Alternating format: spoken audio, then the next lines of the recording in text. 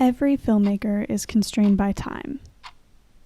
As movie watchers, we only want to spend about 2 hours in a theater or in front of a screen. And because of that, Hollywood has had to figure out how to pack stories spanning weeks, months, and even decades into that allotment. The passage of time in film is portrayed a couple of different ways. Sometimes you'll be told that you've jumped ahead in time.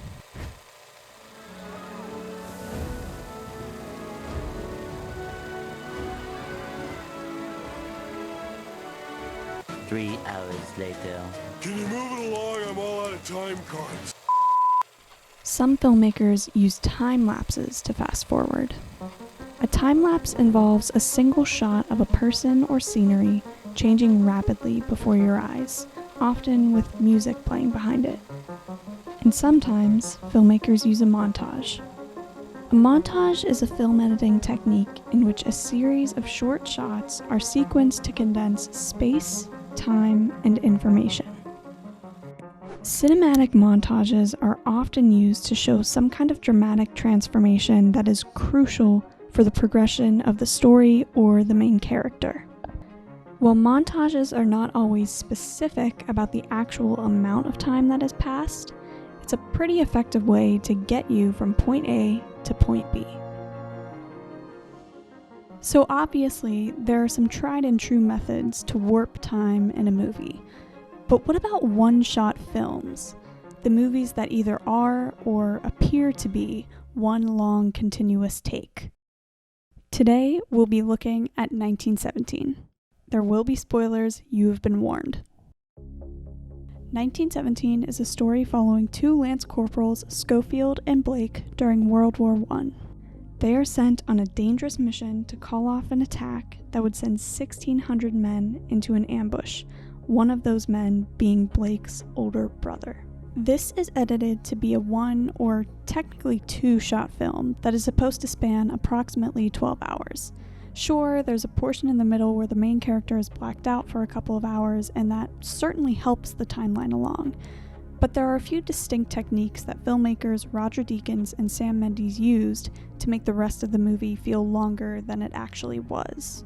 For one, the scenery changes pretty significantly every 10 to 15 minutes or so, giving the impression that more ground is covered than would usually be covered in the same amount of time walking. However, there's one scene in particular that really stands out to me as the perfect example of how they seem to stretch time and space. About halfway through the movie, Schofield is left to complete the mission on his own, and he encounters an army caravan heading in the direction he is traveling, so he hitches a ride. In the truck scene, Schofield climbs in with the platoon, there's some friendly banter, the truck gets stuck in the mud, they manage to push it out, Schofield shares his mission with the other soldiers, and the truck is stopped yet again. This all happens in just over 6 minutes.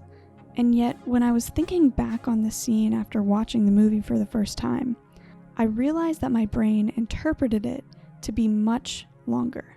You could have convinced me that Schofield bumped along in that truck for hours rather than minutes. But why? How? The truck scene was constructed and shot in a way that feels like both a time-lapse and a montage without actually being either. This scene is divided into 3 main parts: getting on the truck, pushing the truck out of the mud, and getting back on the truck. When Schofield first joins the platoon in the truck, he is in shock and detached from the other soldiers. He just witnessed his friend's death and is in deep distress.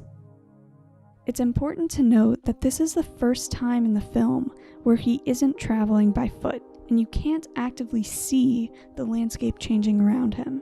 As a viewer, it's a bit uncomfortable to not have a sense of the surroundings, and so the main focus now is obviously Schofield's face.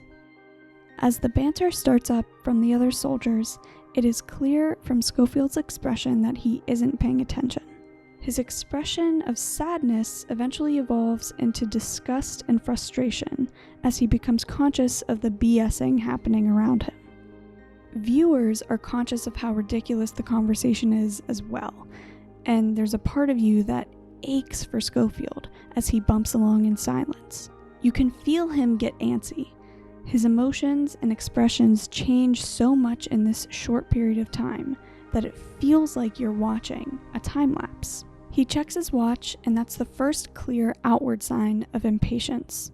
And that tiny action makes you feel like you've been in the truck for 10 minutes, even though it's only been about 90 seconds.